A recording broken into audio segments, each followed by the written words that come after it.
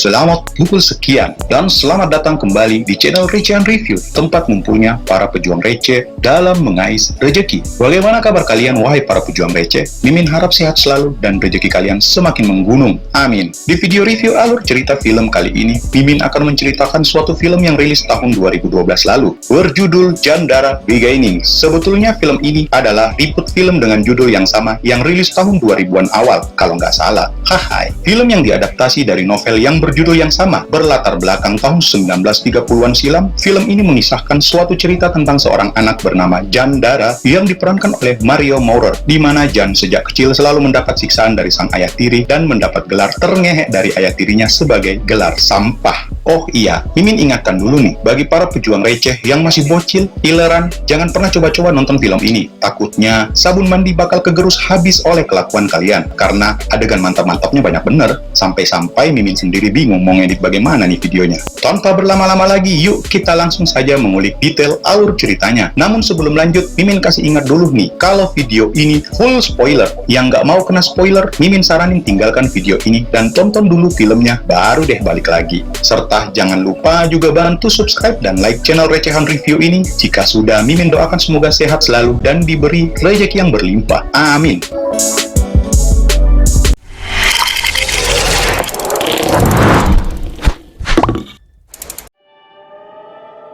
Film dibuka dengan adegan seorang aki-aki tuwek yang sedang duduk sambil membuka album kenangan masa lalunya. Jadi sebetulnya film ini adalah film flashback yang diceritakan melalui point of view atau POV si Jan sendiri. Jan tua menjelaskan siapa dia dan bagaimana asal-usulnya.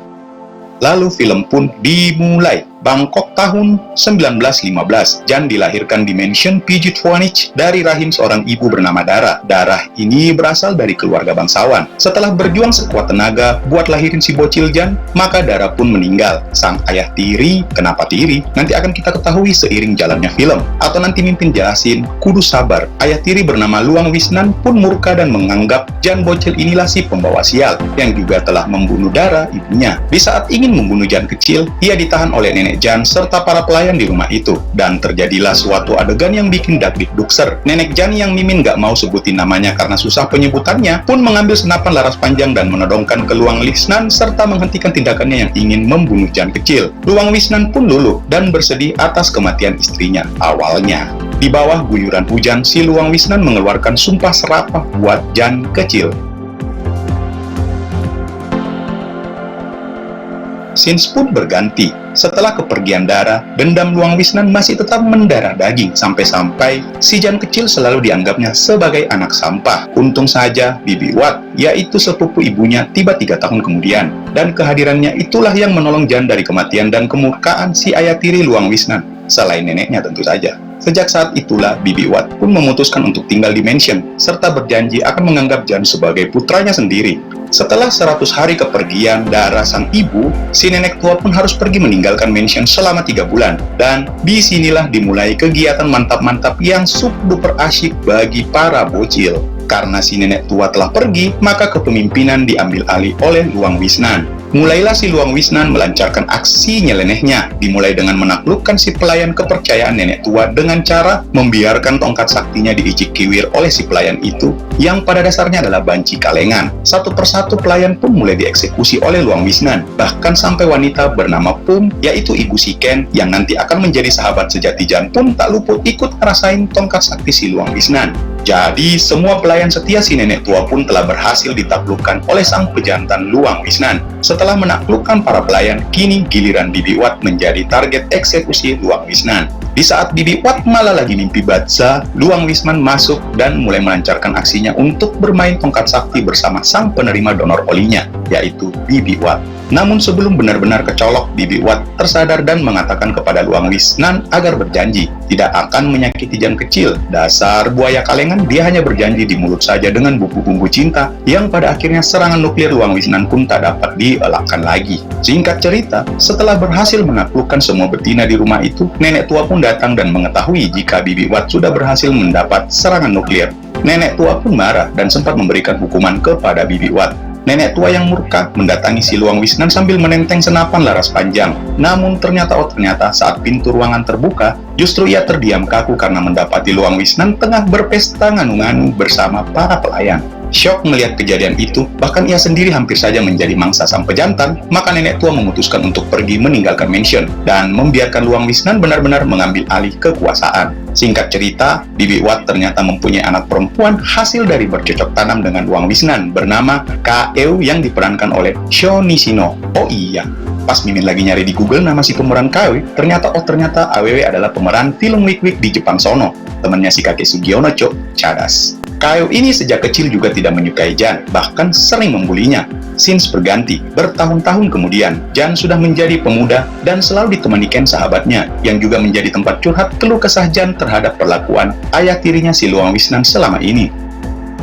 Setiap Jan mendapat siksaan dari Luang Wisnan, maka Ken lah yang akan merawat dan menemaninya. Singkat cerita lagi, Jan tumbuh dewasa dan menjadi pria yang baik, pinter dan bersahaja. Di saat itu pula, tengah terjadi kudeta anggota kerajaan dengan Partai Rakyat. Skip aja ya, Mimin bukan ingin membahas sejarah di channel ini. Haha. Jan akhirnya bertemu dengan seorang gadis yang ditolongnya. Gadis bernama Hyasin yang diperankan oleh Syawika Chayadeh yang juga di film ini memerankan peran sebagai Dara, ibu Jan. Seperti film-film tahun jadul, mereka berdua pun merasakan cinta pada pandangan pertama. Ken, sahabat Jan, diceritakan adalah seorang ahli bela diri Muay Thai, seni bela diri asli yang berasal dari negara Thailand. Kaeu yang telah tumbuh menjadi gadis dewasa yang aduhai, makin kesini makin tidak menyukai si Jan anak sampah. Apalagi Bibi Wat, sang ibu selalu saja menamparnya ketika ia mulai mengolok-olok si Jan. Kaeu ini pada awalnya tumbuh menjadi gadis yang biasa-biasa saja. Namun setelah kejadian kala ia melihat Luang Wisnan, ayahnya, tengah bercocok tanam dengan salah satu pelayan, maka membuatnya penasaran serta terobsesi untuk melakukan hal yang sama. Dasar gatal. Kembali ke Jan. Setiap malam Jan akan ngobrol dengan Ken. Namanya juga sahabat sejati, namun malam itu Ken seperti buru-buru ingin pergi meninggalkan Jan. Karena ternyata Ken tengah janjian dengan seorang gadis bernama Sai Soi yang juga sebagai pelayan pribadi Kaeu. Dan malam itu ternyata Ken bersama Sai Soi mengadakan ritual bercocok tanam. Adegan berganti, Jan yang berada di sekolah kembali bertemu dengan gadis pujaan hatinya. Adegan remeh temeh ala-ala ABG zaman dulu, Jan dan gadis itu pulang bareng. Ken si tengil rupanya melihatnya dan mulai mengolok-olok si Jan yang mulai jatuh cinta. Malam pun tiba, Ken si tengil mulai memberikan sugesti kepada si Jan agar mau mencuci oli mesinnya untuk pertama kalinya, biar nggak membeku jadi keju. Haha. Setelah dibujuk, Jan akhirnya mengikuti kemauan Ken. Ternyata mekanik yang akan mengganti oli Jan pertama kalinya adalah si Sai Soi. Dan berhasil, dengan kecepatan tinggi, tancap gas, Jan pun melepas olinya bersama si Sai Soi dengan disaksikan oleh Ken beserta kawanannya dari lubang pengintipan. Setelah kejadian itu, kamar yang biasa mereka gunakan mulai dijadikan tempat pesta bercocok tanam oleh Ken dan kawanannya. Sedangkan Jan asik menjadi pelukis. Dasar aneh, ada ya kucing kayak Jan, dikasih ikan malah nggak mau. Diceritakan ternyata Kaeu, sulit sekali nyebutin nama-nama orang Thailand ini ya. Kaeu selama ini memendam perasaan terhadap Ken. Dan ketika menyaksikan kejadian Ken bersama Sai Soi pelayannya itu tengah bercocok tanam di sumur keramat pada siang hari, membuatnya bersedih. Sedangkan Jan, hubungannya dengan gadis pujaannya semakin maknyus. Bahkan si gadis pujaannya sudah mengenalkannya dengan orang tuanya. Sehabis mengantar pulang gadis itu, Jan dibegal oleh para preman lorong. Untung saja Ken tiba di waktu yang tepat, hingga ia menolong Jan dari para begal kalengan. Singkat cerita lagi dan lagi, Jan dan Ken mengetahui dari Bibi Wat jika Luang Wisnan akan membawa seorang wanita yang juga mantan kekasih lamanya untuk tinggal bersama di mansion. Wanita itu bernama Bun. Alah, baca sendiri aja. Jadi Mimin akan menyebut namanya Bun aja biar gampang. Pada hari itu pun tiba bersama Luang Wisnan yang mengejarnya sampai ke Singapura. Ternyata si wanita itu tidak sendiri. Dia mengajak serta putranya yang berusia 19 tahun, seorang calon anggota militer gitulah. Di saat mereka, para penghuni mansion tengah sibuk-sibuk beres-beres barang-barang dari Bun yang didatangkan lebih dulu dari Singapura, ternyata salah satu pelayan teriak kencang mengatakan kalau Sai Soi hamil. Tentu saja, Jan dan Ken langsung kaget mendengarnya. Ya iyalah, kan mereka berdua sudah mencuci oli bareng gadis itu. Kaeu menuduh Ken ayah dari kandungan Sai Soi, sedangkan Ken malah bilang Jan lah ayahnya. Ngehe, lempar batu sembunyi kelereng. Ternyata Ken hanya bercanda mengatakan Jan adalah ayah dari anak yang dikandung Sai Soi. Ken menjelaskan jika gadis itu tidak hanya mencuci oli mereka berdua, melainkan banyak. Artinya gadis itu wanita penjajah keliling. Udah kayak pedagang nasi goreng tek-tek yang suka berkeliling di rumah Mimin tuh. Pada akhirnya Sai Soi dipersunting oleh pria Cina yang sepertinya mengakui jika dia adalah ayah dari anak kandung gadis itu. Bersamaan pula Luang Wisnan tiba bersama wanita pujaannya si Bun.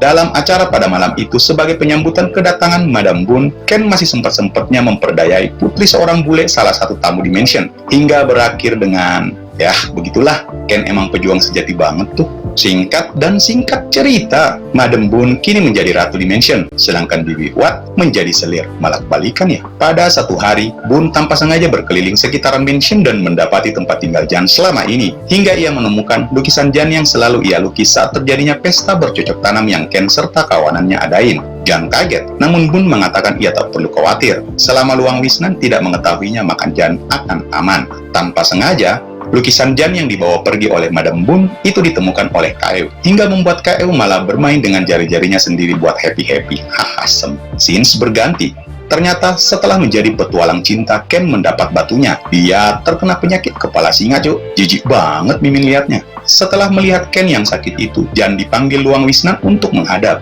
Ternyata Luang Wisnan berencana menyekolahkan Jan ke Inggris. Yang ternyata ini adalah ide dari Madam Bun yang sebelumnya mengobrol bersama Luang Wisnan dan menceritakan bagaimana keahlian Jan selama ini. Tentu saja Jan sulit untuk menolak keinginan ayah tirinya itu. Siang hari, Jan ingin mengambil buku lukisannya yang dibawa pergi sebelumnya oleh Madam Bun. Hingga tak sengaja saat ia mengendap-endap masuk ke dalam ruang pribadi wanita itu, Jan melihatnya telah melakukan ritual mandi bunga. Hahai. Di saat itu pula, Jan mulai jatuh hati kepada Madam Bun. Madam Bun mengetahui keberadaan Jan dan menyuruh Jan untuk melayaninya dengan es batu. Di saat itu juga, Jan mengenyot susu gantung siang hari. Jan yang menyadari jika itu salah, berlari meninggalkan Madam Bun. Sedangkan Ken yang gak ada kapok-kapoknya malah melancarkan peperangan tongkat sakti bersama Kaew. Namun, itu hanya sebagai jebakan semata. Di saat Jan tiba, Kaew malah menuduh Ken memperkaosnya. Jan menjadi murka dan menghajar Ken yang tentu saja tidak melawan sama sekali. Kalau melawan si Jan yang bakal KO. Ken yang berusaha menjelaskan namun Jan sudah gelap mata hingga membuat Ken babak belur. Luang Wisnan yang baru saja tiba mendengar dari pelayan jika Ken baru saja memperkaos putrinya menjadi murka. Ken bersama ibunya disiksa oleh Luang Wisnan dengan cara dicambuk berkali-kali hingga membuat Jan ikut merasakan kesakitan sahabatnya itu. Jan pun tersadar setelahnya jika ini bukan salah Ken. Luang Wisnan menyuruh Somjuk si pelayan banci kalengan untuk memanggil polisi agar menyeret Ken ke penjara. Namun Jan melarangnya dan maju untuk menghentikan Luang Wisnan menyakiti Ken dan ibunya. Tak disangka,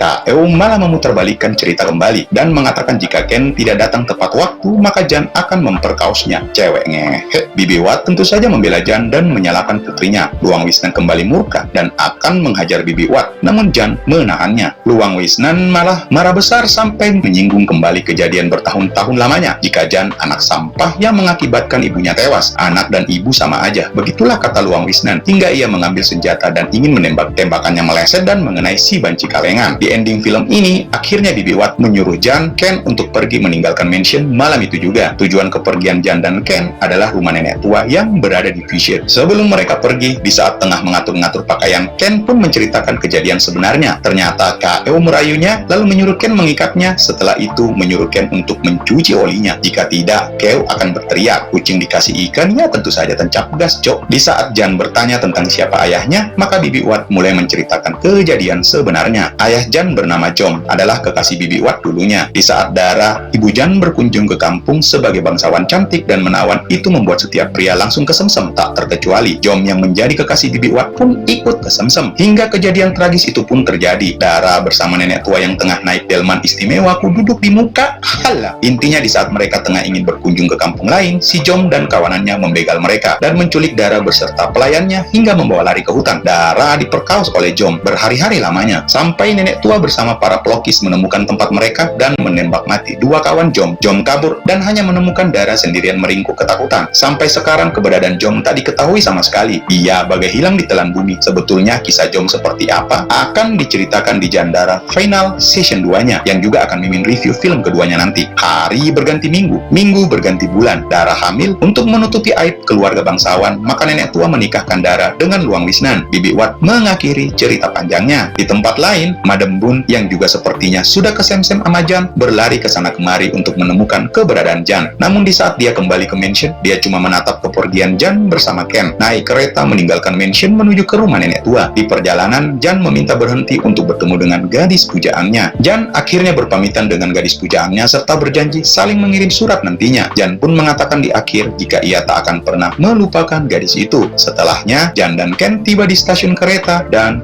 film pun berakhir. Sekian alur cerita film yang berjudul Jandara Beginning tahun 2012. Semoga film ini dapat menghibur teman-teman yang lagi pengen nyari-nyari film-film lama. Jika teman-teman yang ingin merequest film berikut, maka silahkan tulis di kolom komentar. Akhir kata, Mimin undur diri. Wassalam, jangan lupa bahagia.